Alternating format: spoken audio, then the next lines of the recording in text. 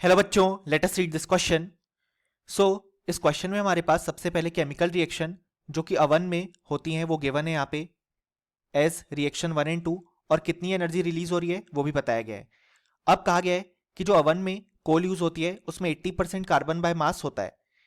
अब due to insufficient supply of oxygen केवल 60% carbon ही यहाँ पे कन्वर्ट हो पा रहा है CO2 में, और बचा 40% CO में कन्वर्ट हो रहा है। तो हमें अमाउंट ऑफ हीट जनरेटेड बताना है by burning 10 kilogram of coal.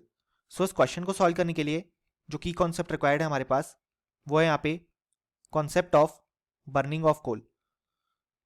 So हमारे पास यहाँ पे क्वेश्चन में जो अमाउंट ऑफ कोल गिवन है वो गिवन है 10 kg। अब कहा गया है कि इसमें से केवल 80% ही कार्बन है बाय मास, यानी कि अगर हम amount of carbon find out कर लें तो वो हो जाएगा हमारे पास यहाँ पे 8 किलोग्राम, क्योंकि 80% कार्बन है यहाँ पे और टोटल मास है 10 kg। अब हमारे पास यहाँ पे जो 8 kg कार्बन प्रेजेंट है उसमें से 60% तो यहाँ पे CO2 में कन्वर्ट होता है, जबकि 40% due to insufficient supply carbon monoxide में कन्वर्ट होता है। सो अगर हम अमाउंट ऑफ कार्बन निकाले जो कि यहाँ पे CO2 में कन्वर्ट हो रहा है तो वो हो जाएगा यहाँ पे 60/100 इंटू 8 kg, या बेसिकली हम जिसे 8000 ग्राम लिख सकते हैं। और यहाँ पे अगर हम फाइंड आउट करें अमाउंट ऑफ कार्बन जो कि CO में कन्वर्ट हो रहा है तो वो हो जाएगा 40/100 इंटू 8 kg, यानी कि 8000 ग्राम। सो जब हम इसे यहाँ पे सॉल्व करेंगे तो हमारे पास यहाँ पे आंसर आ जाएगा 4800 ग्राम, जबकि यहाँ पे आंसर आ जाएगा 3200 ग्राम। सो अब हम हमारी रिएक्शंस देखते हैं। जब यहाँ पे कार्बन हमारे पास सफिशिएंट ऑक्सीजन की सप्लाई में बर्न करता है तो CO2 ऑब्टेन होती है, और जो एनर्जी रिलीज होती है वो है हमारे पास यहाँ पे 394 किलो जूल।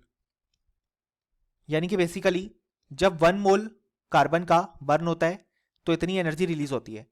अब 1 मोल कार्बन का मतलब है यहाँ पे 12 ग्राम कार्बन, क्योंकि 1 मोल में मोलर मास अमाउंट प्रेजेंट होती है। सो 12 ग्राम कार्बन से यहाँ पे 394 किलो जूल एनर्जी रिलीज हो रही है। हमारे पास कितना कार्बन प्रेजेंट है जो कि CO2 में कन्वर्ट होगा? 4800 ग्राम। सो अगर हम यूनिटरी मेथड अप्लाई करें तो हम लिख सकते हैं 4800 ग्राम कार्बन से हमारे पास 394 divided by 12 multiplied by 4800 kilo joule heat release होगी। सो जब हम इसे सॉल्व करेंगे तो हमारे पास ये हो जाएगा 394 मल्टीप्लाइड बाई 400, जिसका आंसर आ जाएगा हमारे पास 1,57,600 किलो जूल।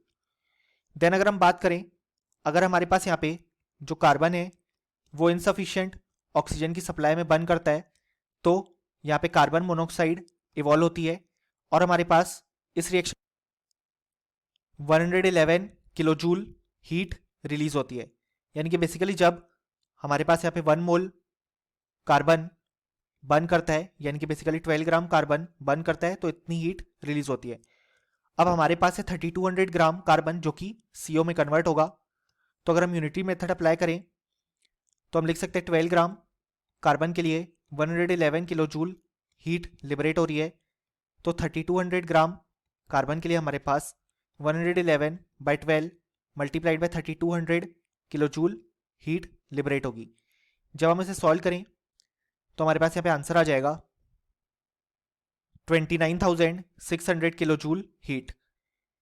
सो अब क्वेश्चन ने हमसे पूछा है कि हमें total amount of heat generated बताना है, तो हम यहाँ पे जो दोनों रिएक्शन के दौरान हीट जनरेट हुई उन्हें ऐड कर देंगे, यानी करी हमारे पास जो अमाउंट ऑफ हीट आ जाएगा वो यहाँ पे आ जाएगा 1,57,600 kilo joule plus 29,600 kilo joule.